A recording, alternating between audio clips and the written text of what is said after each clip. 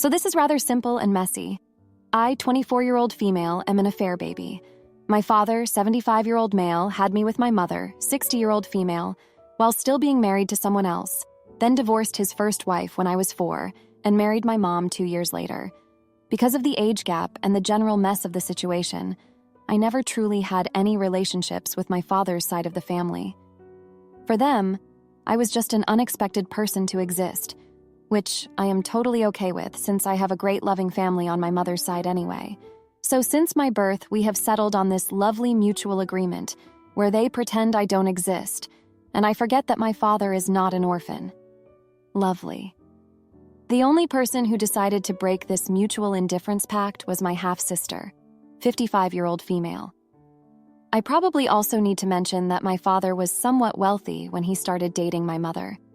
He had already provided well for his eldest daughter, paid for her education, helped her to get a decent job in a law firm, and bought her a large apartment. So my sister was extremely unhappy with my birth, since for her it meant that some of my dad's money will now flow the other direction. Not my petty words, by the way, she said that to my mother.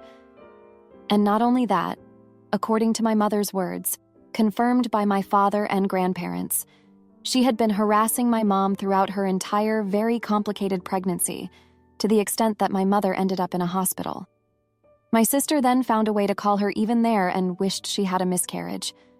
The last time when she and my mother met, she said I am worthless and don't deserve the honor of being called her sister, and she would rather give everything up to charity than let me inherit something from her. She was single and childless then, and still is now. As from my own memories, I have seen her probably only 3 to 4 times as a kid, and got a few presents from her as a teenager, some of her hideous old clothes she didn't want to wear anymore.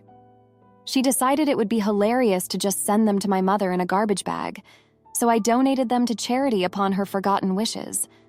The funny thing is that even though my mother was accused of gold digging, my father had an accident and retired soon after their marriage, so she was the one who provided for me and gave me a future. Now I live in another country with my soon-to-be husband, studying, and all in all doing okay. I was supposed to visit my family next week when my father unexpectedly called me. He never does that. Upon a very awkward conversation, I received this information. 1. Even though agreeing to cut contacts, my father began talking with his eldest daughter a few years ago. 2. He systematically updated her on my life. Since she learned I am doing okay and am soon to start my own family, she suddenly expressed a desire to meet me. She has no family on her own, and that somehow made her value our sister bond more. I kindly rejected that offer and said I would rather not. Then followed 20 minutes of a pointless conversation with such arguments as, I am becoming older and want my children to reconcile. She was young and stupid, now she regrets, etc., etc. When I reminded him that she basically harassed my mother and wished me dead, he called me out for being vengeful towards my sis and said he taught me better. I then said that I don't think I deserve the honor of meeting her and don't seek to earn that honor, and he hung up on me. I know my father is an old man who doesn't want any drama. However, my mother is the sweetest person alive, and the mere thought that someone in a right mind could harass her to the point she was in the hospital makes me sick. I don't have any interest in this sister bonding BS, and I don't care what she has to say. So am I the idiot for not even giving her a chance to speak with me? Now, for a few comments before the update. Comment 1. Not the idiot. But your mother isn't a sweet person if she was a mistress. No one feels sorry for APs. Your father was and continues to be complete trash. Just because he's old doesn't mean he has the right to dictate other people's relationships. What can you expect from someone who cheats on a spouse after building a life together, right? He's trash.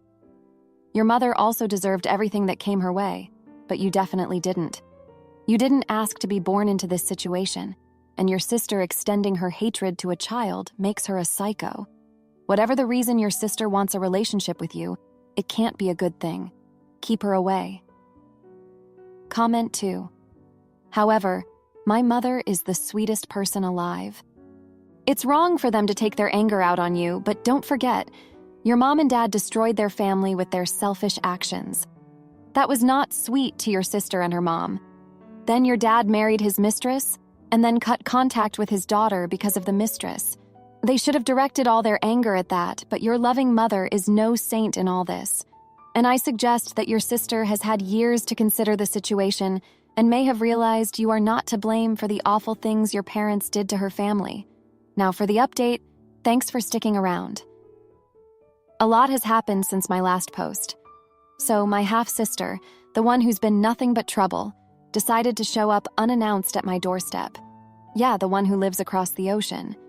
She just stood there, with her fake smile, expecting me to welcome her with open arms. I was stunned, angry, and a bit scared, honestly. She said she was here to make amends and that she had changed. I didn't buy it for a second. Turns out she was here because my father's health had taken a turn for the worse. He hadn't told me anything. She said she wanted to fix our family before it was too late. I didn't want to deal with her, but I couldn't ignore my dad's situation, so I let her in against my better judgment. We talked, or more like she talked while I listened. She spun this tale about how lonely she's been, how she's realized the value of family, blah, blah, blah. But then she slipped up, mentioned how she's been cut out of a will by a distant relative she was counting on. That's when it clicked. She wasn't here for family. She was here because she was broke. I confronted her, and she broke down, admitted that she was in debt. She thought that by reconciling, she could convince my dad to help her out. I was disgusted. I told her to leave and that I wanted nothing to do with her. But then, my dad called. He was crying, begging me to forgive her. He said he couldn't rest easy knowing his daughters were at odds. I've never heard him like that. So I agreed to meet him and talk, but only him. I flew back home, and it was worse than I thought.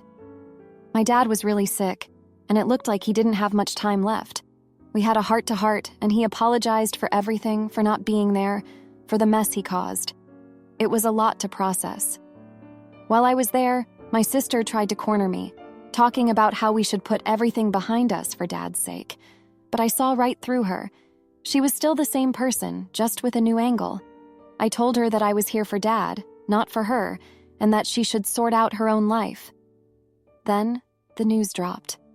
My dad, in his weakened state, had changed his will. He left everything to me. My sister was out. I didn't know how to feel. Part of me felt vindicated, but another part of me felt sorry for her. But she made her bed. After the will was read, my sister lost it. She accused me of manipulating our dad, of stealing her inheritance. She even tried to contest the will, but it was ironclad. My dad had made his decision, and there was nothing she could do about it. I stayed with my dad until the end. It was peaceful, at least. After he passed, I took care of everything, the funeral, the estate, all of it. My sister didn't show up to the funeral. I wasn't surprised. Now, I'm back in my country, trying to get back to normal. I've been thinking about what to do with the inheritance. I decided to set up a scholarship fund in my dad's name. It felt right, like it was something he would have wanted. As for my sister, I haven't heard from her since. I hope she finds her way, but I'm done trying to be the one who fixes her. I've got my own life to live. Thanks for reading.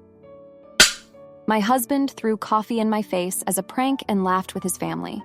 But when I found out about his affair and lies, I drained our joint account and left him penniless and alone. Since he decided to check in with his coworkers and bring it up at dinner the last 3 nights, I thought I would check in here. This seems so silly to me to keep bringing up. We went to a nice dinner out on Saturday night before another event, a nice restaurant, tablecloths, etc. We were laughing and enjoying dinner, really a great evening.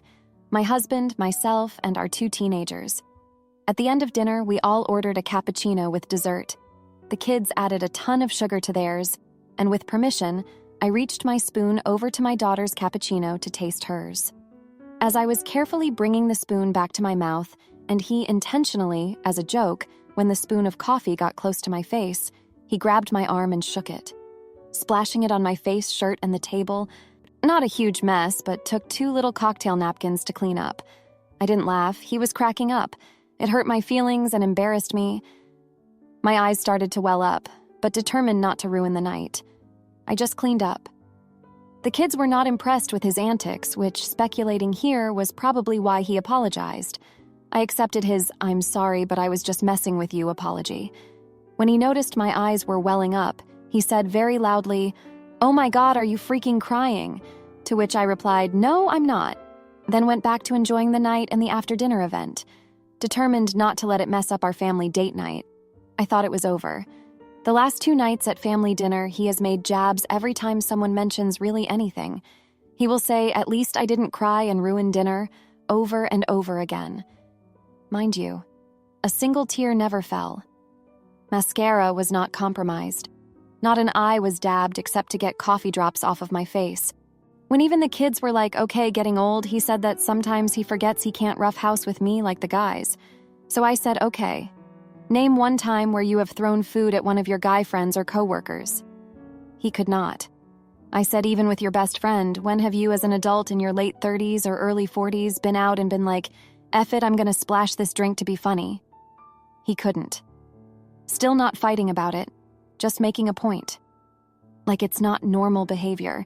So then today, for the 3rd day at dinner, he comes to tell a story about how his coworker was out at a nice restaurant and had an intrusive thought and flung mashed potatoes on his wife's face. Now I have met this coworker and I just said, I doubt that happened. I will for sure ask about it next time I see him. And then he said, can you guess how it came up? And I said, obviously, you are still talking about the coffee incident from Saturday. Anyways, am I the idiot for being upset but not making any big deal about it? Simply not laughing at my own expense? Now, for a few comments before the update. Comment 1. Okay, I hate this man on your behalf. He's insulted that his little prank went over badly. He can't accept that he was wrong. He is trying to invalidate your feelings even though they are legitimate because they are inconvenient for him. And you are passive, passive, and passive again. Never standing up for yourself or anything? Something tells me that's a learned response to years of him being shitty. Seems like you have to walk on eggshells near him. Even your unexpressed sadness upset him. You keep saying you don't want to ruin date night, but that never seems to occur to him. How much of your life do you spend managing his emotions? Comment 2. You know, plenty of us men realize what a total privilege it is to have a nice wife, to have someone that wants to have intimacy with us, to have someone that is willing to go through all the hardships of childbirth and child-rearing, to have love and companionship, and so on. OP's husband is just a garden-variety prick who takes this stuff for granted. I don't know if you will read this, OP, but frick, you deserve so much better. P.S. Nothing wrong with crying. Now for the update, thanks for sticking around. Well, the whole coffee incident seemed to finally die down, or so I thought. But then, out of nowhere, my husband announces he's going on a business trip. A last-minute thing, he says, and it's important. He's been acting weird since the dinner mess. But this trip? It's got everyone's eyebrows raised. He's never been one to travel for work, and suddenly he's jetting off with barely a goodbye. The kids and I are left in a lurch, and I can't shake the feeling that something's off. He's been distant, and now this? It's like he's running from something, but I can't put my finger on it. The kids keep asking questions I can't answer, and I'm trying to keep it together for their sake. Then 2 days into his trip, I get a call from the bank. There's been some unusual activity on our joint account, large withdrawals that I knew nothing about. My stomach drops. I confront him over the phone and he brushes it off, saying it's for the business trip, but I know better. We've never needed that kind of cash for a work thing before. I'm left scrambling, trying to piece together what's happening. I talk to his coworkers, the ones he's supposedly on the trip with, and they're clueless. They're not on any trip, they're right here in town. My heart sinks. The lies are piling up, and I'm starting to see a side of him I never knew existed. The kids are picking up on the tension, and I hate it. They're old enough to know when something's wrong, and I can't shield them from it. I'm trying to keep things normal, but it's like I'm living with a stranger. A week goes by, and he's still not back. I'm juggling work, the kids, and now this mystery. I'm angry, hurt, and confused. Then the bombshell drops. A friend of mine spots him across town, looking cozy with someone who's definitely not a business associate. I feel like a fool. All this time, he's been spinning tales, and I've been buying them. I confront him again, and this time he can't wiggle his way out of it. He's been seeing someone else, and the trip was a cover. The money? Spent on lavish gifts and hotels. I'm livid, the kids are devastated, our whole world's been turned upside down because of his selfishness. But I'm not one to sit and cry over spilled coffee, or anything else. I take action. I start separating our finances, meeting with a lawyer, and planning for a future without him. It's not going to be easy, but I'm determined to get through this. The kids and I are a team, and we're going to stick together. They're angry too, but we're working through it. We're talking, really talking, and it's something we haven't done in a long time.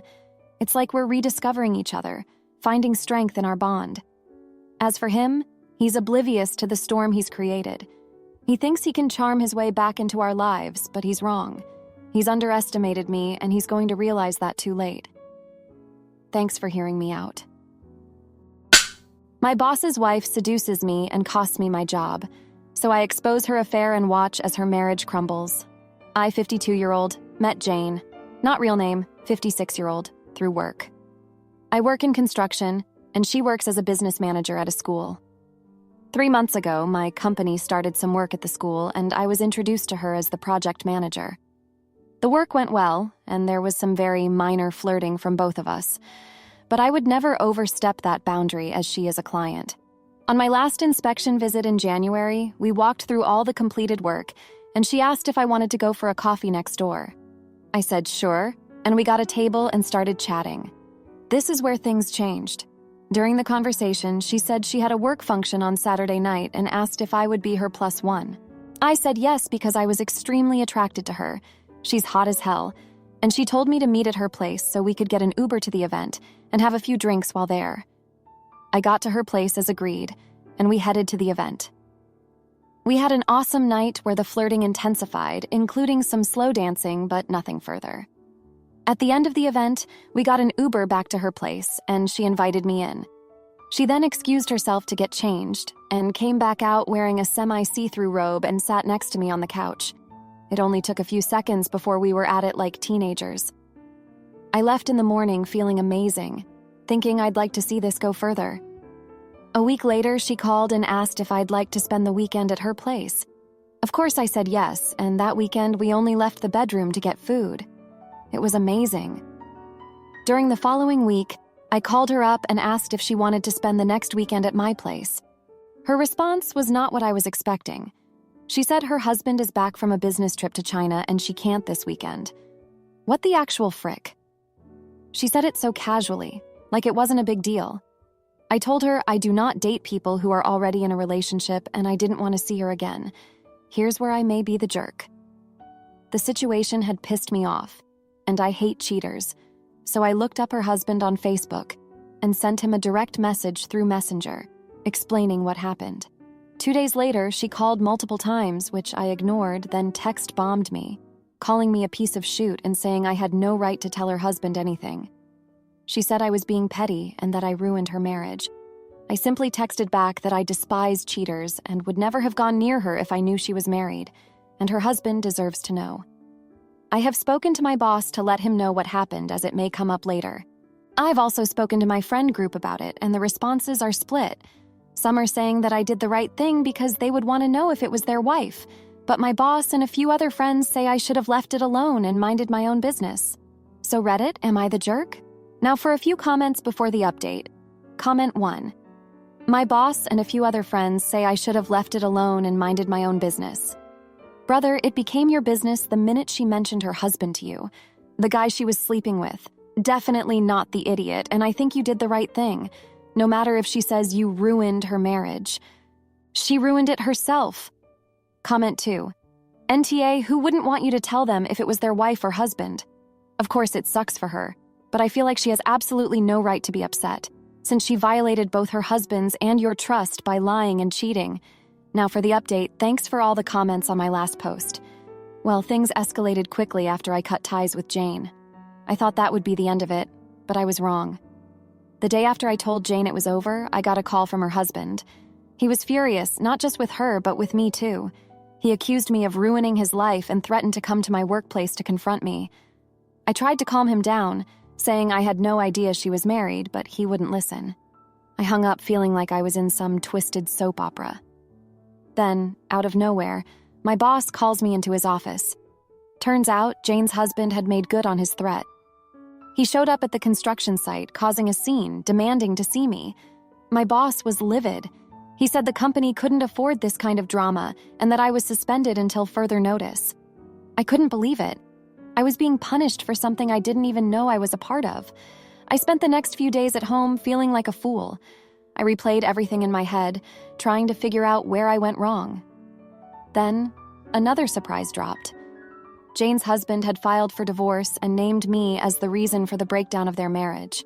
I was now part of their legal battle. I had to hire a lawyer, which was the last thing I needed. My friends were split on the issue. Some said I should have seen the signs, others felt sorry for me.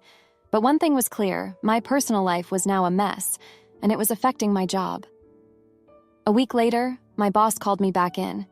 He said the company was losing contracts because of the bad press, and that I was being let go. I was stunned. I'd worked there for over a decade, and now I was out of a job because of a fling gone wrong. I was at rock bottom. No job, legal issues, and a reputation in tatters. I decided to confront Jane one last time. I went to her house, and we had it out. She cried, saying she never meant for any of this to happen, that she was trapped in a loveless marriage. But I didn't care. I told her she was the architect of her own misfortune, and that I wanted nothing to do with her.